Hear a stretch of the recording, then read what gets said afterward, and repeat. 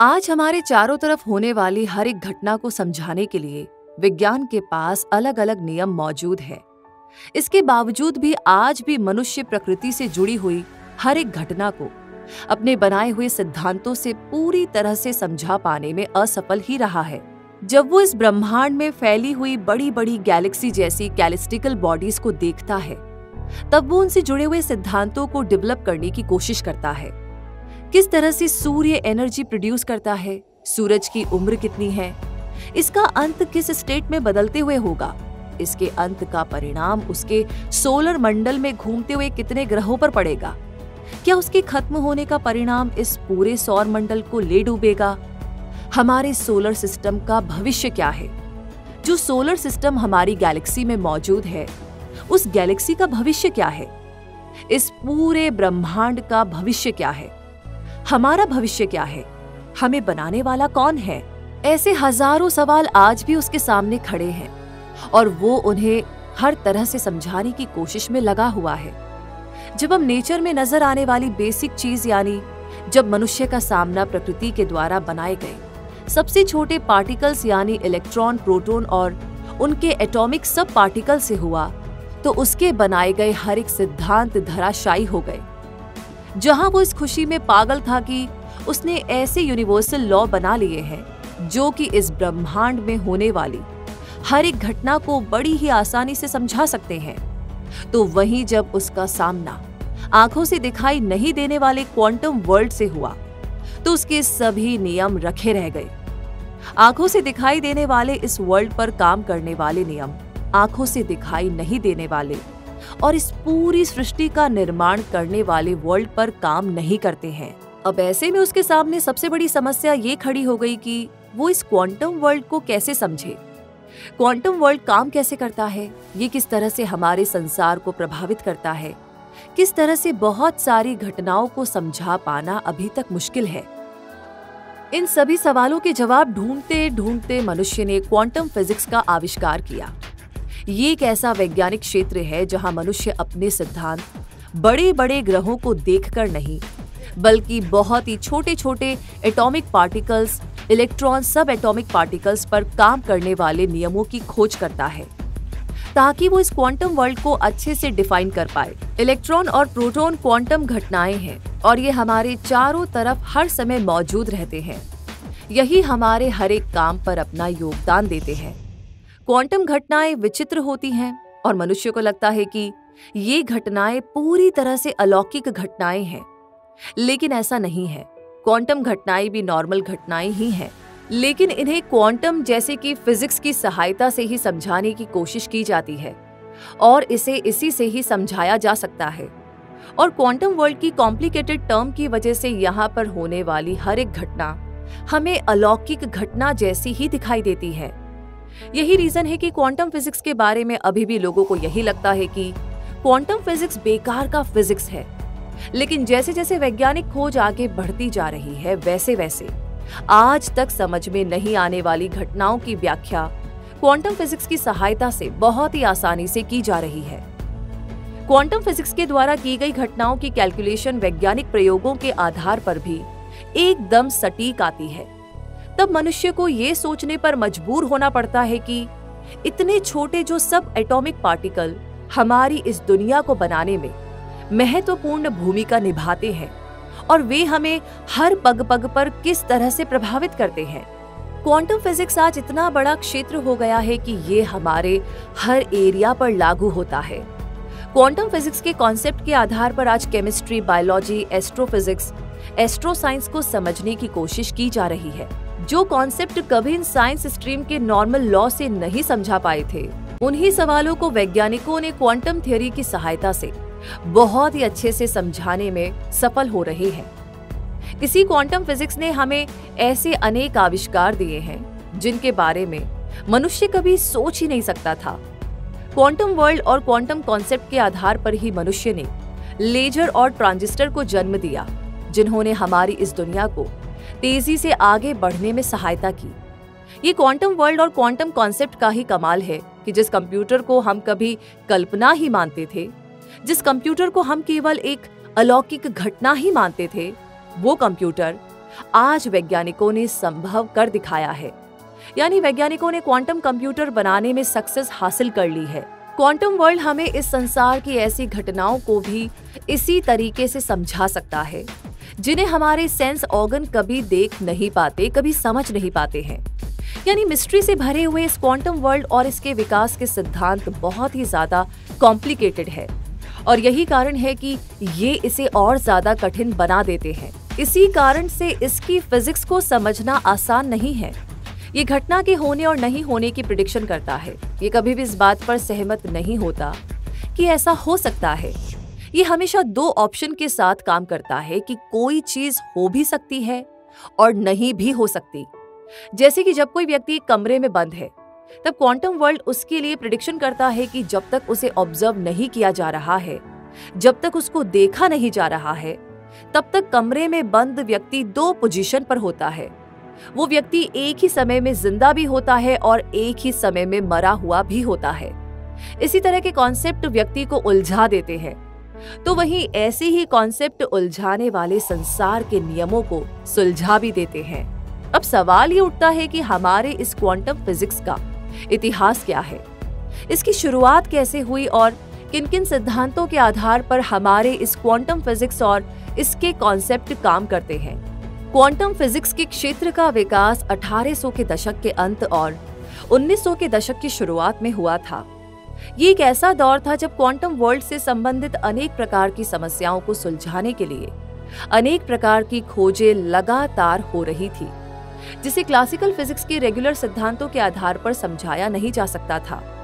इसी समय ये खोज भी हुई कि हमें ऊर्जा देने वाला ये प्रकाश मैटर से बना है और ये ऊर्जा के छोटे छोटे पैकेट से मिलकर बना है, जिन्हें फोटोन कहा जाता है। एक निश्चित आवृत्ति का प्रकाश, जिसे फोटोन कहा जाता है, वो क्वांटम वर्ल्ड में एनर्जी प्रोड्यूस करने का काम करता है। एक आवृत्ति पर हर एक फोटोन में एक जैसी ही एनर्जी होती है और ऊर्जा के इन सबसे छोटे पैकेट्स को तोड़ा नहीं जा सकता। क्वांटम शब्द एक लैटिन भाषा का शब्द है जिसका अर्थ होता है कितना। वास्तविकता में क्वांटम वर्ल्ड अपने नाम के अनुसार हमेशा इस दुनिया से जुड़े हुए सिद्धांतों को ये पूछता रहता है कि वो इस संसार के नियमों को समझाने में कितने सक्षम है। जैसे ही क्वांटम वर्ल्ड अस्तित्व में आया तो इसके कॉन्सेप्ट ने परमाणु के संबंध में हमारी जो धारणा पहले से ही बनी हुई थी, उन सभी धारणाओं को बदलकर रख दिया। शुरुआत से हम यही देखते हैं कि हर एक चीज जो इस वर्ल्ड में एग्जिस्ट करती है, अस्तित्व में है, वो पदार्थ की सबसे छोटी इकाई एटम्स से मिलकर बनी होती है और ये एटम्स चारों तरफ से इलेक्ट्रॉन से घिरे होते हैं। ये इलेक्ट्रॉन ही एटम के न्यूक्लियस के चारों तरफ हमेशा चक्कर लगाते रहते हैं। ये बिल्कुल ऐसा है जैसे हमारे सोलर सिस्टम में मौजूद सभी ग्रह सूर्य के चारों तरफ अपनी ही कक्षा में चक्कर लगाते रहते हैं। शुरुआती परमाणु विज्ञान के मॉडल ने इलेक्ट्रॉन्स को पार्टिकल्स के रूप में डिफाइन किया था, लेकिन जैसे ही आधुनिक क्वांटम फिजिक्स अस्तित्व में आया तो इसने हमें एटम्स के चारों तरफ घूमने वाले इलेक्ट्रॉन्स को ऑर्बिटल के अंदर ये किस तरह से मौजूद होते हैं, इसे समझाने का प्रयास किया। क्वांटम फिजिक्स ने मैथमेटिकल कैलकुलेशन के बेस पर इस बात को साबित किया कि इलेक्ट्रॉन किसी भी समय दी गई हर एक सीमा पर एक से ज्यादा स्थानों पर मौजूद हो सकते हैं। इस कारण से जब इलेक्ट्रॉन एनर्जी प्राप्त करते हैं या फिर एनर्जी को खो देते हैं तो वो एक ऑर्बिटल से दूसरे ऑर्बिटल में बड़ी आसानी से मूव कर जाते हैं, लेकिन वे कभी भी इन ऑर्बिटल्स के बीच एग्जिस्ट नहीं करते। यानी या तो वे खुद के ऑर्बिटल में रहेंगे या फिर वे अपने से ऊपर या नीचे के ऑर्बिटल्स में ही एग्जिस्ट करेंगे। क्वांटम फिजिक्स को विकसित करने में इन्हीं पार्टिकल्स की एक्टिविटी के सिद्धांत ने ही काफी महत्वपूर्ण भूमिका निभाई थी। ये प्रिंसिपल क्वांटम साइंस के विकास के शुरुआती दिनों में सामने आया था। उस समय इस सिद्धांत ने ही एक एक्सपेरिमेंट के रिजल्ट के आधार पर वर्णन करते हुए बताया कि लाइट और मैटर में पार्टिकल्स और वेव दोनों के ही गुण मौजूद होते हैं। ये इस बात पर डिपेंड करता है कि इन्हें मेजर किस तरह से किया जा रहा है। आज हम ये जानते हैं कि एनर्जी के ये अलग अलग रूप सच में ना तो पार्टिकल्स ही हैं और ना ही वेव्स। ये तो विशिष्ट क्वांटम मैटर है जिन्हें आसानी से किसी भी सिद्धांत के द्वारा नहीं बांध सकते। वेव पार्टिकल ड्युअलिटी प्रिंसिपल के अकॉर्डिंग सभी पदार्थों में पार्टिकल्स और वेव्स दोनों के ही गुण पाए जाते हैं। आधुनिक क्वांटम फिजिक्स का ये एक बेसिक कॉन्सेप्ट है जिस स्टेज पर मनुष्य के द्वारा इस दुनिया को देखा जाता है या फिर मेजर किया जाता है या फिर इसे महसूस किया जाता है, तो उस स्टेज पर कोई भी चीज या तो पार्टिकल्स हो सकती है या फिर वेव्स प्रॉपर्टी शो कर सकती है। ऐसा नहीं है कि एक ही वस्तु वेव्स भी हो और वही वस्तु पार्टिकल भी हो। एटम्स के बहुत ही माइक्रो लेवल पर ऐसा नहीं होता, लेकिन जब इनकी फिजिक्स को समझने का प्रयास किया गया तब ये बात सामने आती है कि जितने भी मैटर होते हैं और जो प्रकाश होता है वे सभी पार्टिकल की प्रॉपर्टी शो करते हैं, तो कभी वेव्स की प्रॉपर्टी शो करते हैं। ऐसे में सिचुएशन बहुत ही अजीब हो जाती है, क्योंकि क्वांटम फिजिक्स कुछ घटनाओं को तो प्रकाश की वेव्स प्रॉपर्टी के आधार पर डिफाइन करता है, तो वहीं कुछ घटनाओं को पार्टिकल प्रॉपर्टी के बेसिस पर डिफाइन करता है। इस तरह से समझना बहुत ही मुश्किल है कि कोई भी चीज कब वेव्स होगी और कब पार्टिकल्स होगी। लेकिन इससे एक बात तो साफ है कि हर एक चीज दोनों ही होती है, यानी ये बिल्कुल एक सिक्के के दो पहलू की तरह है, जहां पर एक तरफ हेड होता है तो एक तरफ टेल होता है। जब टॉस किया जाता है तो संभावना दोनों की ही होती है, लेकिन जिसे हम देखते हैं या फिर जो हमारे सामने होता है, रिजल्ट वही होता है। अब अगर टॉस करने पर हमारे सामने रिजल्ट हेड आया तो इसका मतलब ये नहीं है कि सिक्के में टेल नहीं है, और जब टॉस करने पर टेल आता है तो इसका मतलब ये बिल्कुल नहीं है कि हेड नहीं है। उसके साथ दोनों ही प्रॉपर्टी एग्जिस्ट करती हैं, लेकिन ये उस पर डिपेंड करता है कि हम किस तरह से घटनाओं को मेजर कर रहे हैं।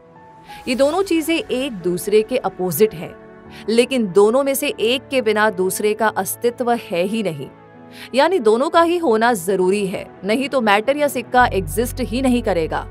अब अगर हम प्राचीन यूनानी दार्शनिक अरस्तु की बात करें तो उन्होंने हमें प्रकाश के नेचर के बारे में बताते हुए कहा था कि प्रकाश हवा में एक वेव्स की तरह काम करता है। तो वहीं दूसरी तरफ एक दूसरे यूनानी चिंतक डेमोक्रेट्स ने इसके विपरीत स्टेटमेंट देते हुए कहा कि इस ब्रह्मांड में जो कुछ भी हमें दिखाई देता है वे सभी चीजें पार्टिकल्स की बनी हुई है। यहाँ तक कि हम तक आने वाली लाइट भी एक तरह से पार्टिकल से ही बनी होती है। इस तरह से कोई दार्शनिक लाइट को वेव्स प्रॉपर्टी का बताता तो वहीं कोई दार्शनिक लाइट को पार्टिकल प्रॉपर्टी का बताता। इस तरह की कश्मकश 19वीं शताब्दी तक चलती रही। किसी भी मैटर की वेव्स और पार्टिकल्स प्रॉपर्टी का पता लगाने के लिए स्लिट एक्सपेरिमेंट किया जा सकता है। इसके अकॉर्डिंग जब दो या दो से ज्यादा वेव्स आपस में टकराती हैं तब वे एक डिफ्रैक्शन पैटर्न बनाती हैं। ऐसा ही प्रकाश की रेंज के साथ भी देखा जाता है। फिर भी सर आइजैक न्यूटन लाइट को पार्टिकल से बना हुआ ही मानते थे और उन्होंने अपनी सोच को दुनिया के सामने रखने की कोशिश भी की थी। तो वहीं उन्होंने इसे समझाने की कोशिश भी की थी, लेकिन उस समय के वैज्ञानिक इस बात को स्वीकार करना ही नहीं चाहते थे। लेकिन जैसे जैसे समय गुजरता गया वैज्ञानिक इस बात को स्वीकार करने लगे थे कि लाइट पार्टिकल्स ही है। इसी के साथ उन्होंने ये भी कहा कि लाइट की वेव्स प्रॉपर्टी भी होती है। 19वीं शताब्दी में ही स्कॉटलैंड के एक वैज्ञानिक जेम्स मैक्सवेल ने प्रकाश की प्रकृति को समझाने के लिए 4 समीकरणों की खोज की। इन समीकरणों के बेस पर प्रकाश की प्रॉपर्टी को समझाने के लिए लाइट की वेव्स प्रॉपर्टी को काम में लिया था। इसी के साथ साथ उन्होंने ये भी डिफाइन किया कि प्रकाश वास्तव में एक इलेक्ट्रोमैग्नेटिक वेव्स है। इसके विपरीत जब एटम्स पर रिसर्च की जा रही थी तब आने वाले रिजल्ट के आधार पर वैज्ञानिकों को ये लगने लगा था कि परमाणु और छोटे सब एटॉमिक पार्टिकल्स जैसे इलेक्ट्रॉन पार्टिकल ही है। इसे देखकर वैज्ञानिकों ने तेजी से एटम्स पर और ज्यादा रिसर्च करना शुरू किया। इसके बाद सामने आई एक और नई थ्योरी जिसे एटॉमिक वेट कहा जाता है। इस तरह की हाइपोथेसिस को डेवलप करके वैज्ञानिकों ने लगभग इस बात को स्वीकार कर लिया था कि हर चीज पार्टिकल से मिलकर बनी है, क्योंकि हर चीज का निर्माण एटम से हुआ है और एटम वास्तव में एक पार्टिकल ही होता है और इन एटम्स के अंदर भी छोटे छोटे और बहुत सारे पार्टिकल्स पाए जाते हैं। इसी कारण से एटम्स का भी अपना एक वेट होता है। 19वीं शताब्दी में ही वैज्ञानिक ब्लैक बॉडी पर भी अपनी रिसर्च कर रहे थे। ब्लैक बॉडी से पैदा होने वाली इलेक्ट्रोमैग्नेटिक रेडिएशन को वैज्ञानिक स्टडी कर रहे थे और शुरुआत में इसका एक मैथमेटिकल मॉडल भी बनाना चाहते थे। इसके लिए लगातार प्रयास करते हुए भी उन्हें असफलता ही हाथ लग रही थी। जब हम साउंड और दूसरी घटनाओं को देखते हैं तब हमें पता चलता है कि जब भी किसी वस्तु से साउंड वेव्स पैदा होती है तो उसकी वेवलेंथ उस वस्तु में मौजूद स्पेस पर डिपेंड करती है, क्योंकि उसी स्पेस पर इन वेव्स को बनने का मौका मिलता है। इसे हम इस तरीके से समझ सकते हैं कि जब हम बांसुरी को बजाते हैं तब उस बांसुरी से आने वाली सुरीली आवाज यानी उसकी वेवलेंथ बांसुरी के बीच की खाली जगह में ही प्रोड्यूस होती है, यानी साउंड स्पेस पर डिपेंड करती है। थर्मोडायनेमिक्स में हम सभी ने एक सिद्धांत को बहुत ही अच्छे से पढ़ा है कि हम जितनी ऊर्जा काम में लेते हैं उतनी ही हम रिलीज भी करते हैं। इसे ऊष्मीय संतुलन का नियम कहते हैं। इस तरह से दोनों के ही कंसेप्ट के आधार पर वैज्ञानिकों ने ब्लैक बॉडी को समझाने के लिए उसे ऊष्मीय संतुलन के आधार पर मान लिया। तो उन्हें लगा कि रेडिएशन भी इन्फिनिटी वेवलेंथ में दिखनी चाहिए और इन्फिनिटी ही होनी चाहिए। लेकिन जब ब्लैक बॉडी रेडिएशन को मेजर किया गया तो ऐसा नहीं था, क्योंकि इलेक्ट्रोमैग्नेटिक वेव्स में ऐसा कुछ भी नहीं होता। साल 1900 में जर्मनी के ही एक वैज्ञानिक मैक्स प्लांक ने दुनिया की इस प्रॉब्लम का हल निकाला। उन्होंने कहा कि जब एक इलेक्ट्रोमैग्नेटिक रेडिएशन या इलेक्ट्रोमैग्नेटिक एनर्जी ब्लैक बॉडी की सतह पर गिरती है, तब वो ब्लैक बॉडी का मॉलिक्यूल इलेक्ट्रोमैग्नेटिक एनर्जी को ऐड कर लेता है। इस कारण से वो अपनी एक्साइटेड पोजीशन में आ जाता है, और जब वो पार्टिकल पर्याप्त ऊर्जा इकट्ठी कर लेता है तब वो उस एनर्जी को एक इलेक्ट्रोमैग्नेटिक वेव्स के रूप में रिलीज करके स्टेबिलिटी की पोजीशन में आ जाता है। जर्मन वैज्ञानिक मैक्स प्लांक ने इसके लिए एक फॉर्मूला दिया जिसे E = hv लिखा जाता है। इस फॉर्मूले में E एनर्जी है तो वहीं V वेव फ्रीक्वेंसी है और h एक कांस्टेंट वैल्यू है। बाद में जब मैक्स प्लांक के इस कॉन्सेप्ट को ब्लैक बॉडी पार्टिकल्स पर अप्लाई किया गया तो ये बात पूरी तरह से साफ हो गई कि एक्साइटेड मॉलिक्यूल्स के द्वारा ही इलेक्ट्रोमैग्नेटिक एनर्जी को रिलीज किया जा रहा था। इस तरह से पूरी दुनिया में तहलका मच गया, क्योंकि ये पहली बार था जब ये सिद्ध हुआ कि लाइट एक पार्टिकल की तरह काम करती है, क्योंकि इससे पहले लाइट को वेव्स ही माना जाता था। इस तरह से एक समस्या ये पैदा हुई कि ये समझ पाना मुश्किल हो गया कि लाइट कब वेव्स प्रॉपर्टी शो करती है और कब पार्टिकल्स की प्रॉपर्टी शो करती है। तो खुद प्लांक भी इस बात को स्वीकार करने के लिए तैयार नहीं थे कि लाइट वेव्स और पार्टिकल ड्युअलिटी प्रॉपर्टी को शो करती है। उन्होंने अपने इस प्रिंसिपल पर कहा कि उनके इस प्रिंसिपल के द्वारा की जाने वाली कैलकुलेशन को सही से कैलकुलेट किया जा सकता है, लेकिन हो सकता है कि उनकी मैथ्स में कुछ गड़बड़ हो। लेकिन जैसे जैसे समय गुजरता गया तो आने वाले दशकों में होने वाली रिसर्च ने इस बात को सही साबित कर दिया कि मैक्स प्लांक की मैथ्स में कोई गलती नहीं थी, बल्कि लाइट ही लाइट ड्युअलिटी प्रॉपर्टी को शो कर रही थी। बहुत से वैज्ञानिक प्लांक की इस बात से सहमत थे कि लाइट कभी भी पार्टिकल नहीं हो सकती और इसके लिए वे कोई दूसरे नए तरीके ढूंढने लगे। लेकिन सदी के महानतम वैज्ञानिक एल्बर्ट आइंस्टाइन ने इस बात को स्वीकार कर लिया था कि लाइट पार्टिकल प्रॉपर्टी शो करती है। साल 1887 में हार्ड टच नाम के एक जर्मन वैज्ञानिक ने इस बात का पता लगाया कि जब बहुत ही कम वेवलेंथ का प्रकाश कुछ मैटर पर पड़ता है तो इससे इलेक्ट्रिसिटी फ्लो पैदा होता है। ऐसे ही 1901 में निकोला टेस्ला ने भी इसे अपने एक एक्सपेरिमेंट में देखा। उन्होंने देखा कि इलेक्ट्रिसिटी तब पैदा हो रही थी जब प्रकाश के कारण मेटल से इलेक्ट्रॉन निकलने लगे थे। निकोला टेस्ला के ही अगले साल बाद यानी 1902 में फिलिप लेनार्ड ने अपनी रिसर्च में देखा कि अगर किसी मेटल पर बड़ी तरंग दैर्ध्य यानी ज्यादा वेवलेंथ का प्रकाश डाला जाता है तब उससे इलेक्ट्रिसिटी सप्लाई नहीं होती, चाहे फिर कितनी ही रोशनी क्यों न डाली जाए। जबकि कम वेवलेंथ की हल्की सी रोशनी से भी ऐसा बड़ी ही आसानी से हो जाता है। इस इफेक्ट को इलेक्ट्रिक लाइट इफेक्ट कहा गया। वर्षों तक वैज्ञानिक इस बात का पता नहीं लगा पाए कि कम वेवलेंथ की वजह से किस मेटल से इलेक्ट्रॉन क्यों निकल रहे थे, जबकि उसी मेटल से ज्यादा वेवलेंथ का ज्यादा प्रकाश डालने पर भी इलेक्ट्रॉन रिलीज नहीं हो रहे थे। आइंस्टाइन ने इस प्रॉब्लम का सॉल्यूशन मैक्स प्लांक के ही सिद्धांत से सुलझाया। उन्होंने कहा कि प्रकाश वास्तव में पार्टिकल ही होते हैं और प्रकाश के हर एक पार्टिकल्स में प्लांक के द्वारा कैलकुलेट की गई एनर्जी ही होती है। लेकिन यहाँ पर वेवलेंथ और फ्रीक्वेंसी में एकदम उल्टा रिश्ता होता है, यानी जब वेवलेंथ बहुत ज्यादा होगी तो लाइट के पार्टिकल्स की फ्रीक्वेंसी कम होगी और इस वजह से उनकी एनर्जी भी कम होगी। तो वहीं दूसरी तरफ अगर वेवलेंथ कम होगी तो लाइट के पार्टिकल्स की फ्रीक्वेंसी ज्यादा होगी और इस वजह से उनकी एनर्जी भी ज्यादा ही होगी। इस तरह से इस गुत्थी को बड़ी ही आसानी से सुलझा लिया गया कि ज्यादा वेवलेंथ पर कोई भी मैटर इलेक्ट्रोलाइट इफेक्ट शो क्यों नहीं कर रहा था।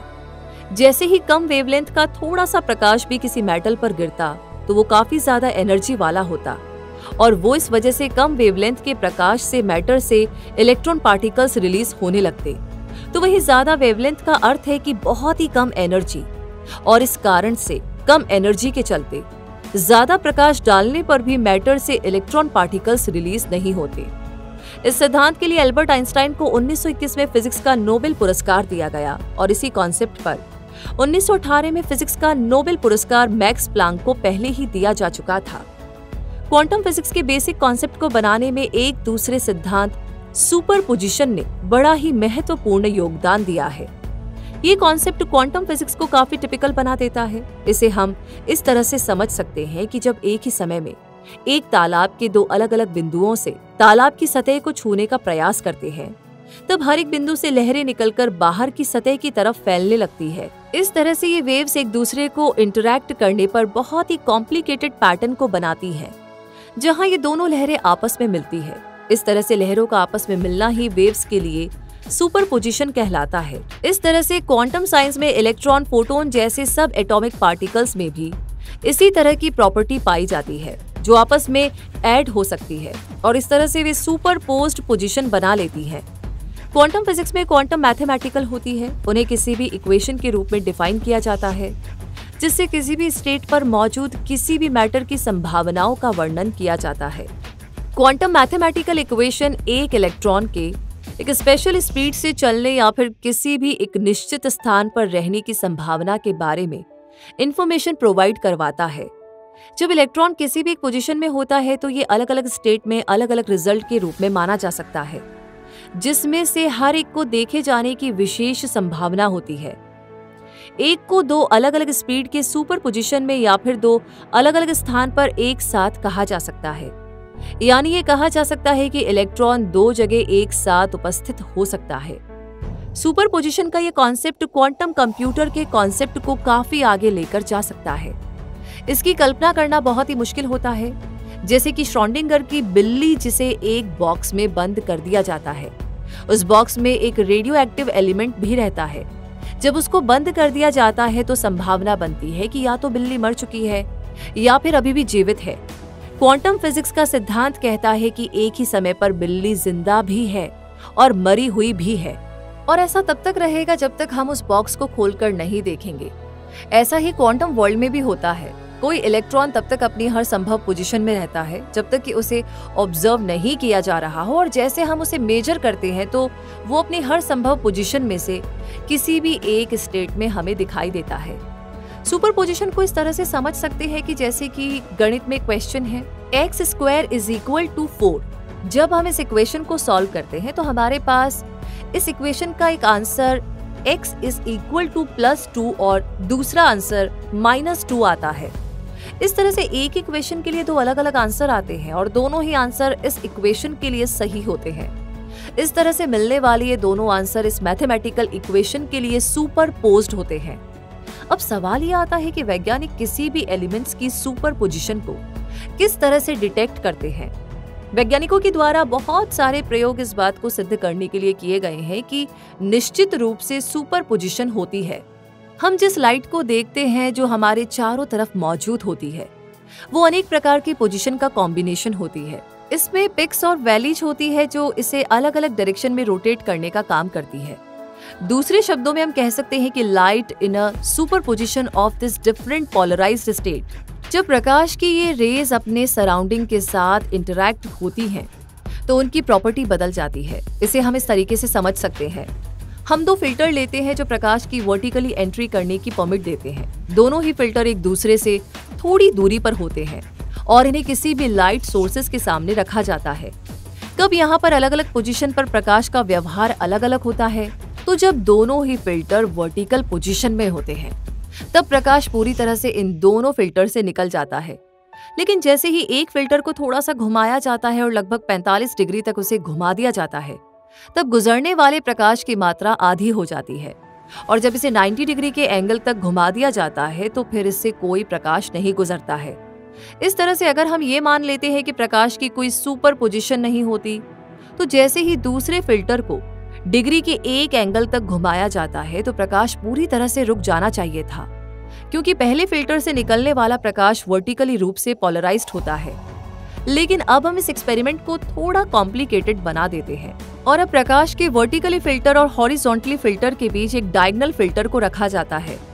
तो ऐसे में कुछ ही मात्रा में प्रकाश की जाने की अनुमति मिलती है और ऐसा भी लाइट की सुपरपोजिशन की वजह से ही होता है। नया फिल्टर हॉरिजॉन्टल फिल्टर से आने वाली 50% लाइट को गुजरने देता है, क्योंकि नया फिल्टर वर्टिकली सेंटर के सापेक्ष भी डायगोनल है और हॉरिजॉन्टल फिल्टर 50% प्रकाश को ही आगे जाने की परमिशन देगा। इस तरह से डायगोनल फिल्टर से लाइट की सुपरपोजिशन को रीसेट करने का काम किया जाता है, जिससे इसके वर्टिकली हॉरिजॉन्टल होने की संभावना ज्यादा होती है।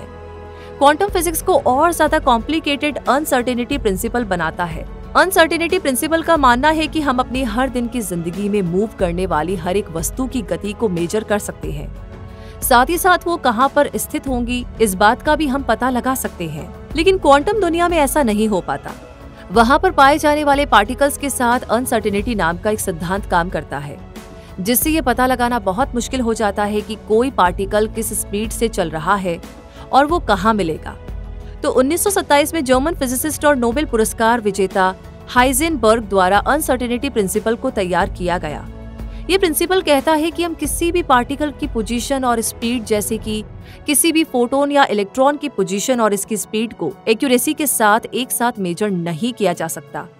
जितना ज्यादा हम किसी पार्टिकल की पोजीशन को कम करते जाएंगे, उतना ही कम हम उसकी स्पीड के बारे में जान पाएंगे।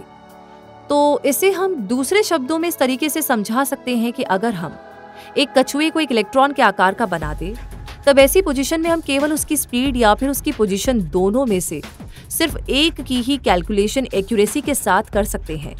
अगर हम एक ही समय में उस कछुए की स्पीड और उसके स्थान को मेजर करने की कोशिश करेंगे तो ऐसा पॉसिबल नहीं है। इस तरह से क्वांटम फिजिक्स के ही प्रिंसिपल के आधार पर लगातार कॉम्प्लिकेटेड होती जाती है। ऐसे ही इस क्वांटम फिजिक्स को सबसे ज्यादा कॉम्प्लिकेटेड तो क्वांटम एंटेंगलमेंट थ्योरी बनाती है। क्वांटम एंटेंगलमेंट का स्टडी करने के लिए वैज्ञानिक दो एंटेंगलमेंट पार्टिकल एक विशेष प्रकार के क्रिस्टल का उपयोग करके पैदा करने की कोशिश करते हैं। इस तरह से एक ही चीज से बने हुए दो एंटेंगल पार्टिकल्स को अलग अलग जगह पर भेज दिया जाता है, जहां पर उन्हें एक साथ मेजर करने की कोशिश की जाती है। अगर हम ये माने कि एक ही जगह पर इंटेंगल पार्टिकल का स्पिन अप है, तो दूसरी जगह रखे उसके इंटेंगल पार्टिकल का स्पिन ऑटोमेटिक ही डाउन होगा। लेकिन अगर हम जब अप स्पिन वाले एंटेंगल पार्टिकल का स्पिन बदलकर अगर उसे डाउन कर देते हैं, तो दूसरी जगह रखे उसके इंटेंगल पार्टिकल का स्पिन ऑटोमेटिक ही डाउन हो जाएगा। इस समय ऐसा लगता है कि ये दोनों ही पार्टिकल आपस में बातें कर रहे हैं, क्योंकि वे लाइट की स्पीड से भी कई गुना तेज गति से इंफॉर्मेशन ट्रांसफर कर रहे थे। जब दो एंटेंगल पार्टिकल्स को बहुत ज्यादा दूर रखा जाता है, तब भी ये एंटेंगल इसी तरह से बिहेव करते हैं जैसे कि वो सब कुछ जानते हो और उन दोनों एंटेंगल पार्टिकल्स के बीच में इंफॉर्मेशन तेजी से शेयर हो रही हो। तो यदि हम ये माने कि दोनों ही एंटेंगल पार्टिकल्स प्रकाश की गति से भी तेज इंफॉर्मेशन ट्रांसफर कर रहे हैं, तो एल्बर्ट आइंस्टाइन का स्पेशल थ्योरी ऑफ रिलेटिविटी का वो प्रिंसिपल तो पूरी तरह से ही खत्म हो जाएगा, जिसमें उन्होंने ये कहा कि इस स्पेस में किसी भी इंफॉर्मेशन के ट्रांसफर होने की ज्यादातर स्पीड ऑफ लाइट से ज्यादा नहीं हो सकती। अब ऐसे में इस बात को समझना बहुत मुश्किल हो जाता है कि दोनों ही एंटेंगल्स पार्टिकल एक दूसरे के साथ इंफॉर्मेशन कैसे शेयर कर रहे थे। लेकिन वैज्ञानिकों की माने तो रिलेटिविटी का सिद्धांत यहाँ पर खत्म नहीं होता। वैज्ञानिक इसे समझाते हुए कहते हैं कि एंटेंगलमेंट पार्टिकल्स कंबाइंड पोजीशन में ही एग्जिस्ट करते हैं। यानी अगर हमें ये पता चल जाए कि एक एंटेंगल पार्टिकल का स्पिन अप है, तो हम बता सकते हैं कि दूसरे एंटेंगल पार्टिकल का स्पिन डाउन ही होगा। इसे हम और अच्छी तरीके से समझ सकते हैं। मान लीजिए कि अगर हमारे पास कोई एनर्जेटिक पार्टिकल है, यानी कि फोटोन, इसके हम अलग अलग इंटेंगल पार्टिकल बना सकते हैं, क्योंकि आइंस्टाइन की theory is equal to mc² हमें इस बात की परमिशन देती है कि हम एनर्जी को मास में कन्वर्ट कर सकते हैं। लेकिन हमारे इस ब्रह्मांड में कुछ नियम इस तरह से काम करते हैं कि वो कभी नहीं बदल सकते। जैसा कि हम जानते हैं कि फोटोन ऐसे पार्टिकल होते हैं जिनका कोई चार्ज नहीं होता, इसलिए हमारे इस ब्रह्मांड का नियम कहता है कि अगर हम फोटोन से कोई दो अलग अलग इंटेंगल पार्टिकल्स बनाते हैं, तो उन दोनों के चार्ज का ऐड भी 0 ही होना चाहिए। इसका मतलब है कि अगर हम एक फोटोन से एक इलेक्ट्रॉन बनाते हैं, तो इसका मतलब है कि उसके साथ एक ऑपोजिट पॉजिट्रॉन तो बनेगा ही, क्योंकि हम जानते हैं कि इलेक्ट्रॉन का चार्ज माइनस होता है और पॉजिट्रॉन पार्टिकल्स का चार्ज प्लस होता है। जब दोनों को ऐड करेंगे तो दोनों ही साइन एक दूसरे को कैंसिल आउट कर देंगे, तो दोनों का चार्ज 0 हो जाएगा। इस तरह से हम ये बता सकते हैं कि अगर बनने वाले दो इंटेंगल पार्टिकल में से एक पार्टिकल का चार्ज माइनस है तो 100% बनने वाले दूसरे पार्टिकल का चार्ज प्लस होगा। इस तरह से रिलेटिविटी का सिद्धांत यहाँ भी बहुत ही अच्छे से काम करता है। क्वांटम फिजिक्स की सबसे चौंकाने वाली बात यह होती है कि जब भी हम किसी भी मैटर की बात करते हैं तो वो अपने हर संभव पोजीशन में मौजूद होता है और वो तब तक अपनी हर संभव पोजीशन में मौजूद रहता है जब तक कि उसे मेजर नहीं किया जाता, और जैसे ही हम उसे मेजर करते हैं तो वो अपनी उन हर संभव पोजीशन में से एक पोजीशन में हमें दिखाई देता है। इसे हम एक डबल स्लिट एक्सपेरिमेंट से बड़ी ही आसानी से समझ सकते हैं। वैज्ञानिकों ने डबल स्लिट एक्सपेरिमेंट के द्वारा इस चीज को समझने की कोशिश की। साइंटिस्ट ने इलेक्ट्रॉन पार्टिकल्स की बमबारी एक सिंगल स्लिट पर की और पर्दे पर उन्होंने पाया कि सिंगल स्लिट से निकलने के बाद इलेक्ट्रॉन पार्टिकल्स ने पर्दे पर एक लाइन ही शो की थी। अब वैज्ञानिकों ने इसे डबल स्लिट के साथ करने का निश्चय किया, लेकिन जैसे ही वैज्ञानिकों ने डबल स्लिट के साथ एक्सपेरिमेंट को किया तो रिजल्ट बहुत ज्यादा चौंकाने वाले थे, क्योंकि जब उस समय कोई इलेक्ट्रॉन पार्टिकल्स की बमबारी को मेजर कर रहा था या फिर उन्हें देख रहा था तो वो पर्दे पर डबल स्लिट के अनुसार ही दो लाइनें शो कर रहे थे। लेकिन जैसे ही उन पार्टिकल्स को कोई नहीं देख रहा था तो रिजल्ट बहुत ज्यादा चौंकाने वाले थे, क्योंकि उस समय रिजल्ट ये दिखा रहे थे कि इलेक्ट्रॉन बहुत सारी लाइनें शो कर रहे थे। इसका मतलब ये है कि जब इलेक्ट्रॉन की बमबारी को मेजर किया जा रहा था तब इलेक्ट्रॉन डबल स्लिट से गुजरने के बाद भी पर्दे पर डबल लाइन दिखा रहे थे। इसका मतलब उस समय इलेक्ट्रॉन ने पार्टिकल प्रॉपर्टी को शो किया था, लेकिन जैसे ही उन्हें कोई मेजर नहीं कर रहा था तो उस समय इलेक्ट्रॉन का बिहेवियर वेव पार्टिकल की तरह था। इस तरह से ये बात बहुत ही अच्छे से सिद्ध हो गई कि कोई भी पार्टिकल अपनी सुपर पोजीशन में तब तक रहता है जब तक उसे मेजर नहीं किया जा रहा हो। जैसे ही उसे मेजर किया जाता है तो वो अपनी सुपर पोजीशन में से एक पोजीशन पर हमें दिखाई देने लगता है। तो इस तरह से क्वांटम फिजिक्स हमें बहुत ज्यादा रोचक जानकारियां उपलब्ध करवाती है जो हमारे इस अद्भुत संसार को समझने में हमारी मदद करती है। क्वांटम फिजिक्स को समझाने वाली थ्योरी ही इसे और भी ज्यादा कॉम्प्लिकेटेड बना देती है। ये इसे इतनी ज्यादा कॉम्प्लिकेटेड बना देती है कि लगने लगता है कि क्वांटम थ्योरी ही गलत है, लेकिन बाद में जब रिजल्ट सामने आते हैं तब हमेशा थ्योरी ही सही साबित होती है। इसका मतलब ये है कि जो चीज हमें आंखों से दिखाई दे रही है वे सभी चीजें आंखें बंद करने पर वैसी ही हो सकती है और नहीं भी हो सकती है, क्योंकि वे उस समय अपनी सुपर पोजीशन में मौजूद होती है। तो इसी के साथ मिलेंगे बहुत जल्दी ही और ऐसी डॉक्यूमेंट्रीज के साथ। तब तक के लिए आप जुड़े रहिए infinitystream.tv पर। धन्यवाद।